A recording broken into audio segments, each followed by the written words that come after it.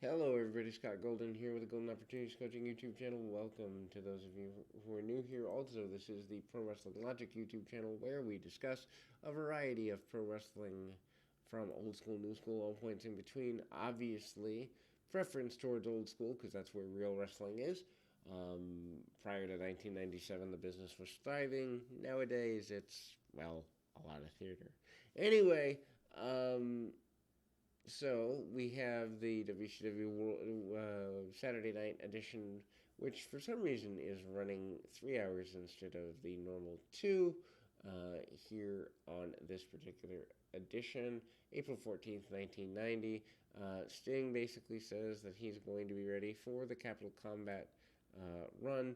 Also, kind of Sting kind of being ready to do that, to be that person. We kind of see some highlights of an Eddie Gilbert contest from earlier points last week on the WCW program, which we will actually cover this match in the following week, or in the previous week here, which will go up later today as we do these in reverse order. But I mean, Eddie Gilbert kind of proving as a babyface, wearing a Sting um, um, T-shirt, which is odd because it was Gilbert who brought Sting in from the UWF. Just kind of an interesting run there. Just seeing the synergy between those, even though a lot of fans, unless they were around for the time, didn't necessarily know that. Eddie Gilbert, of course, has a baby face. Also strikes as odd because the majority of Eddie Gilbert known as a heel in the Memphis region and the original ECW in 1993 or so. Anyway, Eddie Gilbert with the masked, I believe, intruder here.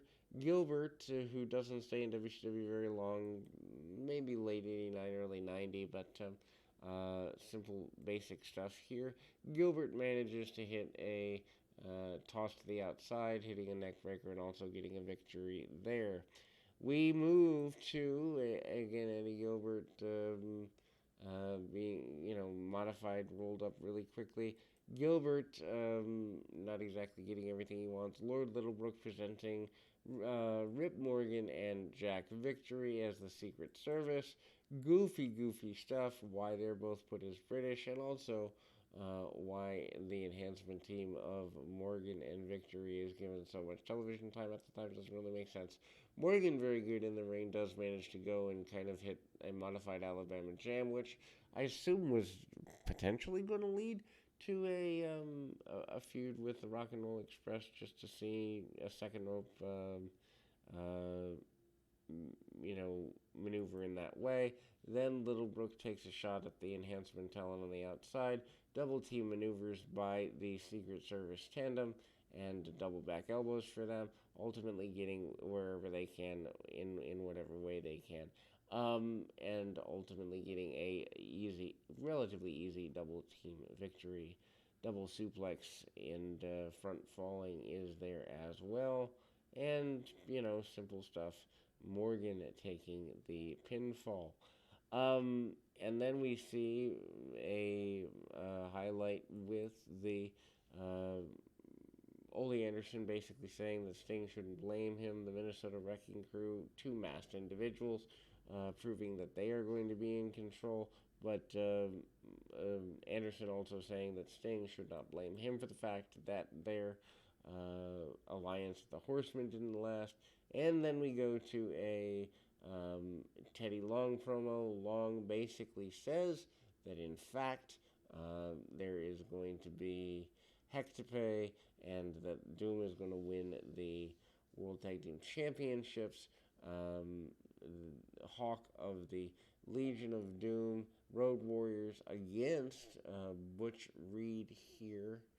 And I mean, that turns into a major brawl. Worth going out of your way to see if you enjoy Hawk in singles, which can sometimes be fun. Hawk launching himself into a,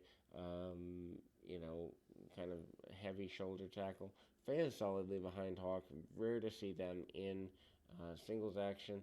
Standing dropkick and Teddy Long trying to create distraction on the outside of the ring. Once again, Doom post that match where you see both members of Doom becoming involved in the ending of the contest, but also Hawk managing to hit a neck breaker, and gonna grab my phone, so we'll be back in two shakes of a lamb's tail around that concept.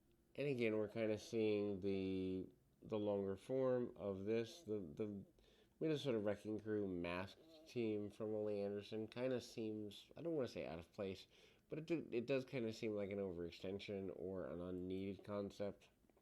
Um, but then, back to the Butch Reed and Hawk match.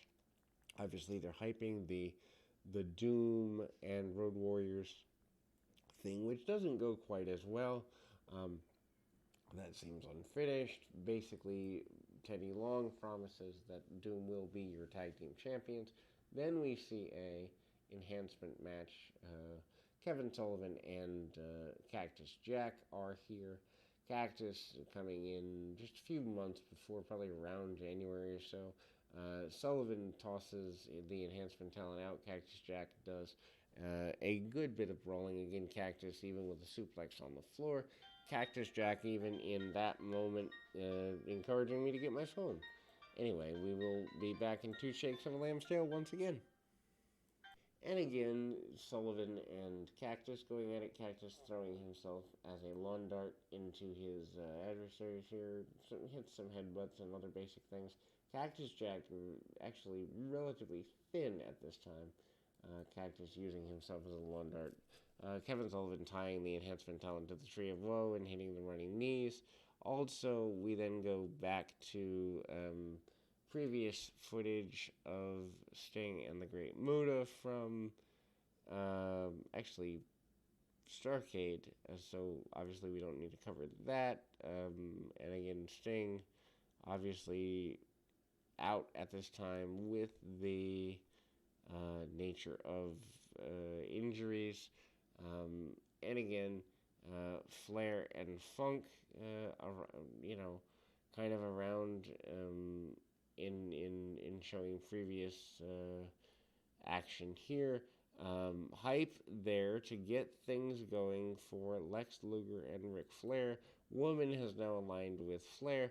Woman is also a major part of the process of getting things right with Luger. The next pay-per-view, Luger is the U.S. champion, wants to be the world champion, and is going to lead to a cage match between the two. Mean Mark Callis facing off against an enhancement talent. Talk of Teddy Long selling the contract of Mean Mark Callis, which eventually happens to Paulie dangerously. Callis, of course, is the Undertaker back suplex by him, major spot there. Also hits a heart punch and a couple of, kind of vertical suplex and other more impactful moves, including a top rope move, which for the Undertaker is a big thing at the time.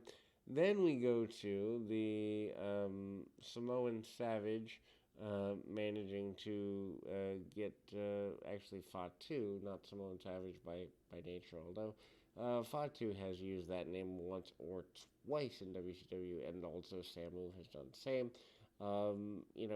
Flying headbutt by Samu, getting where he wants to be, and a couple of shots under the chin. Reverse thrust chop and other such things. The Steiners talking about their eventual desire for matches with Doom and leading that forward. Steiners, of course, your tag team champions at the time. Then we go to the next in series, which is a continuation of Tommy Rich stealing or having a victory stolen from him in short order.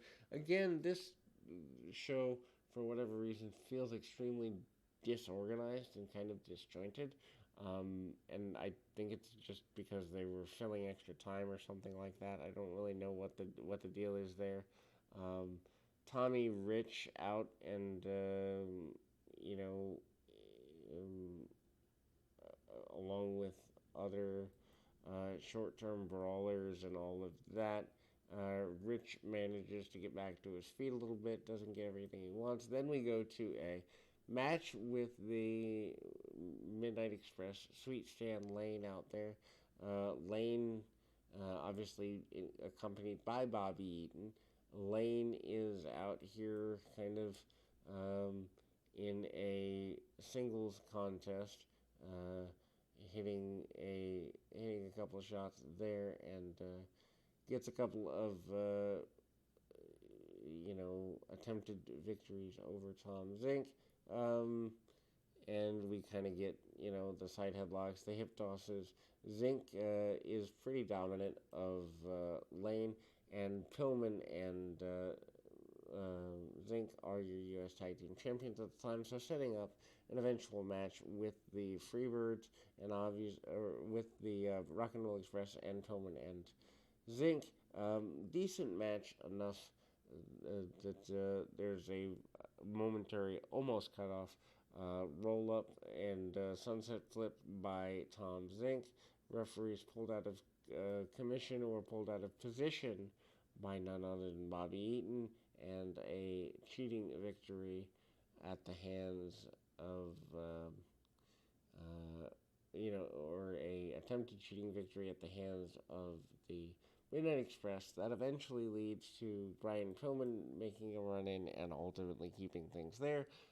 Previous, Ric Flair promising Lex Luger from a previous broadcast that there are, in fact, things to be had, wars to be had between the two of them. Basically, saying and going back to highlights with Luger being laid out in previous weeks. Luger and Flair, obviously being former Four Horsemen members, going back to 1987, have been feuding on and off for what seems to be almost forever. Then we go to Ricky Morton or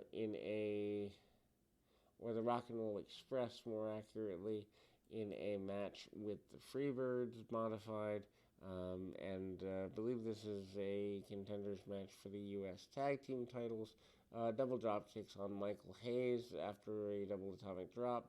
Hayes and Jimmy Garvin are your Freebirds. They cut the ring off on Robert Gibson. Gibson gets beaten down for a good bit before the hot tag. The arrogance and or aggression from Michael Hayes, pretty notable. Match breaks down into a little bit of stalling, not a ton, but it's there. Then they go back and forth. Match worth going out of your way to see if you're a fan of either team, but a little bit slower, obviously, than today's stuff, which is a good thing, but a little bit slower than average. They're trying to draw time out of the match. Gibson spends the majority of time selling, and Michael Hayes cuts him down. Eventually, the hot tag off to Ricky Morton comes into play,